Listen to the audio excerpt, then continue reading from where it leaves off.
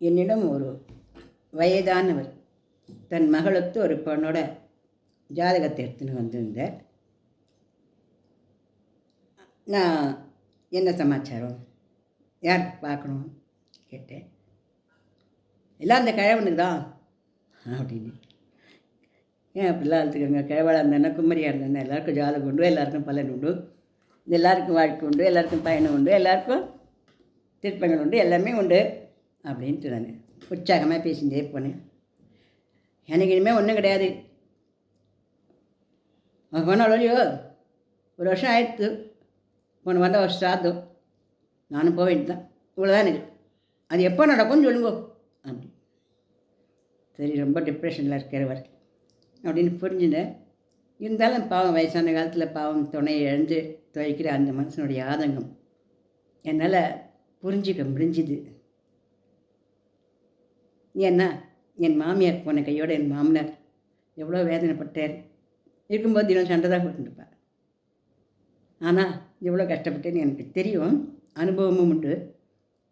அதோட வயசான காலத்தில் துணையை இழக்கிறதுன்றது ரொம்ப துக்ககரமான ஒரு வேதனை தான்.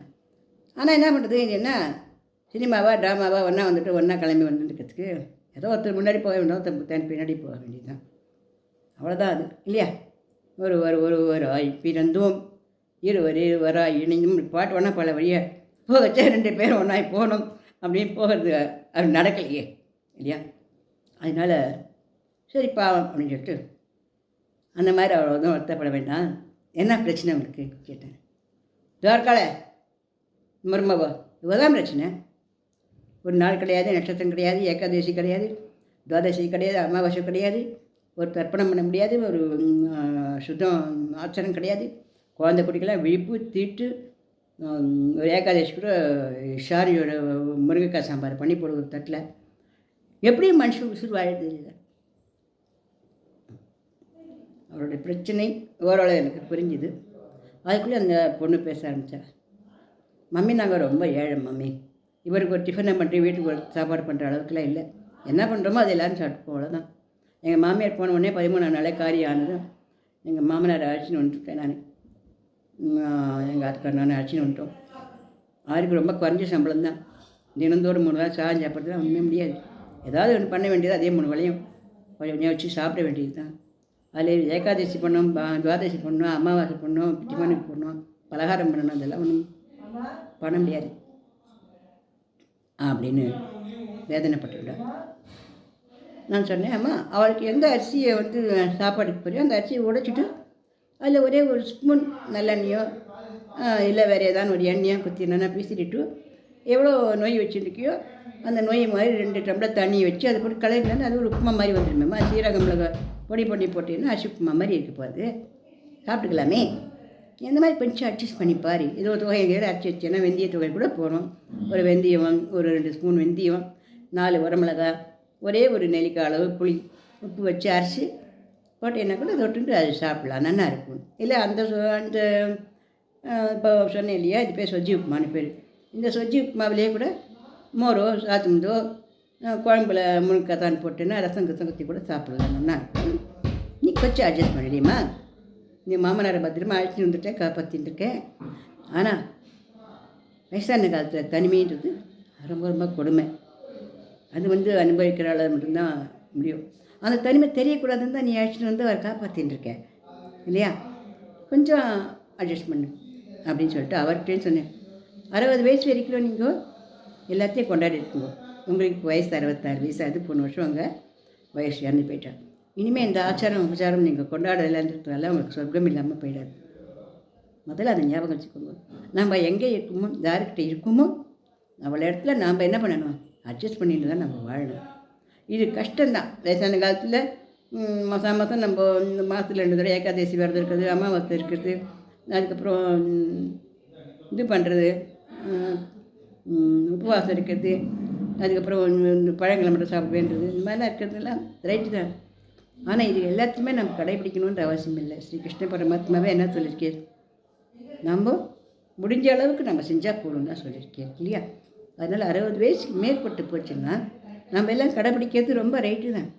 ஒரு கால் கடைப்பிடிக்க முடியல அப்படின்னா அதனால நம்மளுக்கு எந்த விதமான பாதகத்தையும் அந்த பகவான் நம்ம கொடுக்க போகல, மோட்சத்தில் எல்லாத்தையும் நமக்கு கொடுக்க மாட்டேன்னு சொல்லிட போகிறதில்ல.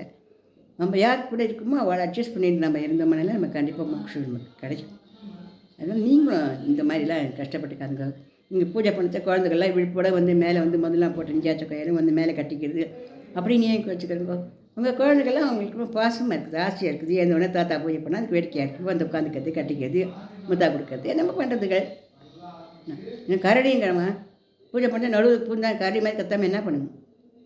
இதுதான் சார் உங்களுக்கு பூஜை, இதுதான் பூஜை. ஏன் அந்த குழந்தைகளெல்லாம் வேறு என்ன நினைக்கிறீங்க? நீங்கள் உங்கள் பேரன்கள் தானே. சாட்சாத் அந்த எம்பெருமான் கிருஷ்ண பரமாத்மா நினச்சிக்கோங்க அந்த குழந்தைகளெல்லாம்.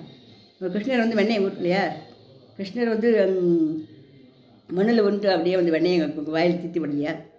அந்த மாதிரிக்கா நீங்கள் நினச்சிக்கோங்க. நீங்கள் வந்து மனசை ரொம்ப போட்டுக்க மாட்டேன். இல்லைம்மா இதெல்லாம் எனக்கு சரிப்படாது, நான் பேசாமல் அனாதை எழுத்துக்கு நான் போயிட்டேன். நீங்கள் அனாதை இல்லைங்கிறதுனால தானே, நீங்கள் அனாதை இருக்கக்கூடாதுன்னு தானே உங்கள் மாட்டு பொண்ணு 13ஆம் நாள்லேயே உங்களை ஆக்ஷன் வந்து இங்கே உட்காந்து வச்சுருக்கா இல்லையா?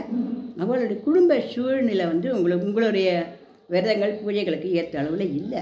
இது தானே வழிய. மற்றபடி உங்கள் பூஜைகள் விரதங்கள்லாம் இருக்கக்கூடாது, உங்களுக்கு ஒன்றும் பண்ணி தரக்கூடாதுன்னு அவளுடைய எண்ணம் கிடையாது அப்படின்னு சொல்லிட்டு அவகிட்டையும் நான் சொன்னேன். அம்மா கூப்பிட்ட குரலுக்கு பூஜை பாத்திரம் தேய்ச்சி வச்சு, கூப்பிட்ட குரலுக்கு காப்பி டிஃபன் கொண்டு வந்து கொடுத்து, கூப்பிட்ட குரலுக்கு கை கால் பிடிச்சி விட்டு என்னன்னு கேட்குற அந்த பழக்கத்தில் இருந்துட்டாங்க. இப்போ அவ்வளோத்தையும் நம்ம ஒன்றும் பண்ண முடியாது. இருந்தாலும் நொந்த மனசு அதை நம்ம பாதுகாத்துக்கிறோம், வைக்கிறோம். அதுக்கு உணவு கொடுக்குறோம், உடை கொடுக்குறோம், இருப்பிடம் கொடுக்குறோம். அது கூடவே அன்பையே கொடுக்கணும். உங்கள் அப்பா இருந்தால் உங்கள் அப்பாவுக்கு நீ அன்பு காட்ட முடியாது. எனக்கு அப்பாவே கிடையாது மம்மி, பரவாயில்ல நீ உங்கள் அப்பாவை நினச்சிக்கோ, எடுத்து அன்பு காட்டு.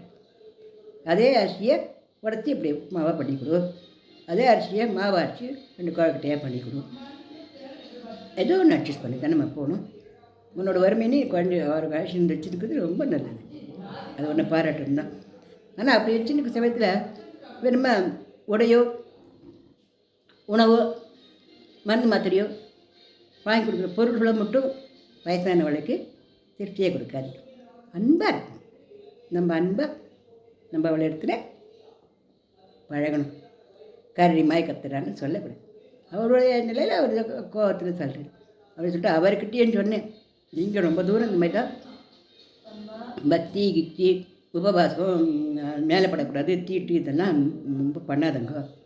உங்களுக்கு இந்த பிரபஞ்சம் ஒன்றாட்டு ஒரு அழகான மாட்டுப்பொண்ணையும் குழந்தை குட்டிகளையும் பிள்ளையும் கொடுத்துருக்கு.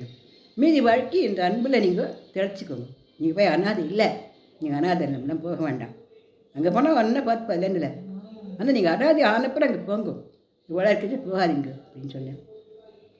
அதுக்கப்புறம் சரிம்மா எனக்கு எவ்வளோ ஆயுள் இருக்குது, உங்களுக்கு தீர்காயுள் இருக்குது, நீங்கள் நல்லா இருக்க பாருங்க, வேறு ஒன்றும் இல்லை, உங்கள் மனசு சோர்வுனால அப்படி நினச்சிருங்க, ப்ளீஸ் அப்படி நினச்சிக்காருங்க, உங்கள் பொண்ணு அப்படின்னு சொல்லி அப்புறம் கொஞ்ச நாள் கழிச்சு அவளை வச்சு சந்தோஷமாக இருக்க தவிர தெரிஞ்சுது.